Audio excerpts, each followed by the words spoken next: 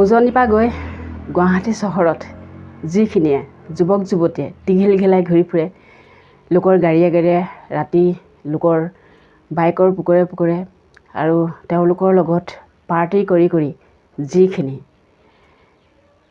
ৰসাতলে গৈছে, সেইখিনিৰ ওপৰত কিছু মন্তব্য আগবঢ়াইছে ঋতু কলিতাই। আচলতে ঋতু কলিতাই বহুত বিতৰ্কৰ মাজলৈ আগতে আহিছে, কিন্তু বিতৰ্কৰ মাজলৈ তেওঁ আহিলেও যিখিনি তেওঁ কথা কয় ঋতু কলিতাই, আচলতে সেই কথাখিনি একেবাৰে সঁচা কথা কয়। আৰু সেই সঁচা কথা কোৱা মানুহবিলাকক আচলতে বহুত মানুহে বেয়া পায়, কিন্তু মিছাটো সহ্য কৰিব নোৱাৰে। আৰু যিখিনি কৰ্ম হৈ থাকে সেই কৰ্মখিনিক লৈ কিবা এটা কোনোবা কাৰোবাৰ মৃত্যু হৈছে, কাৰোবাৰ এক্সিডেণ্ট হৈছে, অপহৰণ হৈছে, এই সকলোখিনি কথাক লৈ দোষাৰোপ কৰা হয় কিছু একাংশ মানুহক, আৰু কেছখন চাপি দিয়া হয় মমাৰ ওপৰত তদন্ত কৰিবলৈ। গতিকে চৰকাৰেতো প্ৰতিটো ক্ষেত্ৰত চবকে হেৰি কৰি চাব নোৱাৰে ন, কাৰণ তেওঁতো তাত পঢ়িবলৈ পঠিয়াবলৈ কোৱা নাই, কিবা কৰিবলৈ কোৱা নাই। তেওঁ চৰকাৰখনেতো কোৱা নাই লগৰ লগত যা, মদ খা, শ্বিলং ফুৰগৈ, মেঘালয় ফুৰগৈ, ক'ৰবালৈ যা, কিবা কৰ, মানে আধা কাপোৰ পিন্ধি পিন্ধি বন্ধুৰ লগত গাড়ীত জঁপিয়াই জঁপিয়াই যা, সেইবোৰতো কথা কোৱা নাছিলে, হয় নাই? কৈছা জানো? কথাবোৰ ক'লে আচলতে মানুহে বেয়াও পাব পাৰে, কিন্তু সেই কথাখিনিক লৈ ঋতু কলিতাই ইমানেই ধুনীয়া মন্তব্য আগবঢ়াইছে নহয়, সেই মন্তব্যখিনি আপোনালোকৰ মাজলৈ আগবঢ়াইছোঁ। মন্তব্যখিনি চাওক, আৰু ঋতু কলিতাৰ মন্তব্যত মই একমত, সেইবাবে মই এই ঋতু কলিতাৰ ভিডিঅ'টো আপোনালোকলৈ অকণমান আগবঢ়াইছোঁ। আজি নম্ৰতা বৰা ঢুকাই গ'ল, লগৰবিলাকৰ লগত ফুৰিব গ'ল শ্বিলং, গতিকে শুনি বেয়া লাগিছে। আৰু কিছুমানে কৈছে সেইটো হেনো হত্যাকাণ্ড, মাৰ্ডাৰ। কিন্তু মোৰ ধাৰণাত মই এটা কথা কওঁ দেই, এইটো এক্সিডেণ্টে হয়, এইটো মাৰ্ডাৰ নহয়। আচ্ছা, যি কি নহওক, হোৱাটোতো হৈ গ'ল। এতিয়া আমি জনা উচিত যে এই ঘটনাবিলাক কিয় হয়, বা এনেকুৱা খবৰবিলাক আমি কিয় পাই থাকোঁ।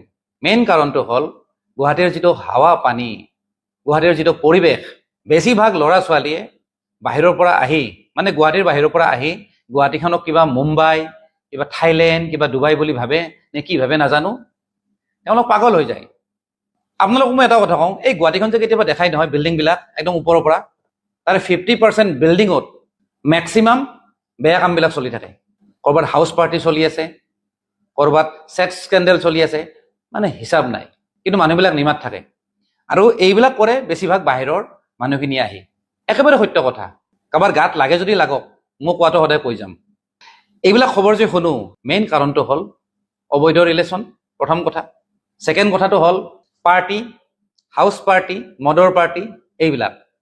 সেইদিনাখনৰ যিটো কাহিনী, যিজন ড্ৰাইভাৰ আছিলে, মানে MLAৰ পুতেক যে আছিলে, তেওঁ অলৰেডি বিয়া পতা হয়, 2টা বাচ্চা আছে, তাৰপিছতো ছোৱালী এজনীৰ লগত লিলিমাই। বাকীতো এহালটো আৰু লিভিং টুগেডাৰত থাকে, সেইটোতো আছে, সেইটো সমস্যা আছে গুৱাহাটীত। তাৰপিছতে আৰু তাহাঁতৰ লগত লম্ভিছে নম্ৰতা বৰা।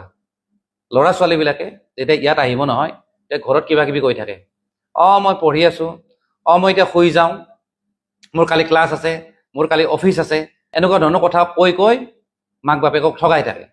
আৰু মাক বাপেকেও কি হয়, ল'ৰা ছোৱালীয়ে যি কয় তাকে বিশ্বাস কৰে। আৰু সেইকাৰণে আজি এনেকুৱা ধৰণৰ ঘটনা আমি শুনিব পাওঁ। সেইদিনাখন নম্ৰতাই মাকক কৈছে যে মোৰ কালি অফিচ আছে, চ' এতিয়া মই শুই যাওঁ। তাৰপিছত তাই কি কৰিছে, ওলাই গৈছে ৰাতি 2টা বজাত, 1:40 ওলাই গৈছে বোলে। আপোনালোকে ভাবক, কোনোবাই যদি ফুৰিব যায় ৰাতি 2টা বজাত, সুস্থ অৱস্থাত যাব নেকি শ্বিলং? এইবিলাক হ'ল মদৰ পাগলামি। সেইকাৰণে মই সদায় কওঁ, এনেকুৱা ধৰণৰ খবৰবিলাক যে আমি যে পাওঁ যে এই কোনোবাই কাৰোবাক মাৰিলে, কোনোবাই কাৰোবাৰ লগত পলাই গ'ল, মূলতে হ'ল অবৈধ ৰিলেশ্যন। এই অবৈধ ৰিলেশ্যনে গোটেই সমাজখন নষ্ট কৰি আছে। বিশেষকৈ গুৱাহাটীৰ পৰিৱেশটো বহুত বেয়া। আজিকালি এটা আৰু নতুন ট্ৰেণ্ড আহিছে, সচৰাচৰ বাহিৰৰ যিখিনি ল'ৰা ছোৱালী আহে নহয়, কাৰোবাৰ ঘৰত ভাড়া ল'ব নোখোজে, তাহাঁতক ফ্লেট লাগে। কাৰণ দিন ৰাতি সোমাব পাৰিব, ওলাব পাৰিব, চিকিউৰিটি থাকে, চিকিউৰিটি গেট খুলি দিয়ে। তো সেইকাৰণে মালিকবিলাকে কি কৰে, ভাড়া দিয়ে। 1 ঘণ্টাৰ কাৰণে দিয়ে, 2 ঘণ্টাৰ কাৰণে দিয়ে, কেতিয়াবা ৰাতিটোৰ কাৰণে দিয়ে, তেনেকৈ দিয়ে চলাই। আৰু কিছুমান মালিকে কি কৰে, কাৰোবাক ধৰক ভাড়া দিলে আৰু সেইজনে আকৌ এই বেপাৰটো চলাই থাকে। আৰু এইবিলাকৰ কাৰণে কিন্তু গুৱাহাটীত মেক্সিমাম বেয়া বেয়া ঘটনাবিলাক হৈ থাকে। গতিকে এই ভিডিঅ'টোৰ যোগেদি মই অভিভাৱকখিনিক এটা অনুৰোধ জনাওঁ, আপোনালোকৰ ল'ৰা ছোৱালীয়ে যেতিয়া কয় নহয়, এতিয়া মই শুই যাওঁ, মোৰ কালি অফিচ আছে, বা মই এতিয়া শুই যাওঁ, কালি মোৰ ক্লাছ আছে, আপোনালোকে পটককৈ বিশ্বাস নকৰিব। ভুলটো আপোনালোকৰ নহয়, আপোনালোকে নিজৰ ল'ৰা ছোৱালীৰ কাৰণে আপোনালোকে পটককৈ বিশ্বাস কৰি লয়। সমস্যাটো হৈছে সেইটো, তেওঁলোকক অকণমান ভালদৰে পৰ্যবেক্ষণ কৰিব, অকণমান নিৰীক্ষণ কৰিব, তেতিয়াহে আপোনালোকৰ ল'ৰা ছোৱালী ভালে থাকিব। নহ'লে এনেকুৱা ধৰণৰ খবৰ পাই থাকিব, ক'ৰবাত আপোনাৰ ল'ৰা ঢুকাই গ'ল, ক'ৰবাত আপোনাৰ ছোৱালী ঢুকাই গ'ল, কোনোবাই মাৰি পেলালে, আপোনালোকে গমেই নাপাব। বিশেষকৈ গুৱাহাটীখনৰ পৰিৱেশ বহুত বেয়া, বহুত কিবা কিবি হৈ থাকে, ইয়াত কোনো কণ্ট্ৰল নাই, কণ্ট্ৰল কৰিব নোৱাৰিব। কাৰণ ইমান মানুহ, না প্ৰশাসনে কণ্ট্ৰল কৰিব পাৰে, না চৰকাৰে কণ্ট্ৰল কৰিব পাৰে। আপোনালোকে লাষ্টত চৰকাৰক, মুখ্যমন্ত্ৰীৰ সহায় বিচাৰি লাভ নাই। কাৰণ মুখ্যমন্ত্ৰীয়ে কোৱা নাই যে তোমালোকে ৰাতি পাৰ্টি কৰা, তাৰপিছত তোমালোকে ৰাতি শ্বিলং যোৱা, বা চৰকাৰী ডিউটিত যোৱা নাছিল। গতিকে সেইকাৰণে কাৰো ওপৰত ভৰসা কৰি লাভ নাই, নিজৰটো নিজে ঠিক কৰিব লাগিব।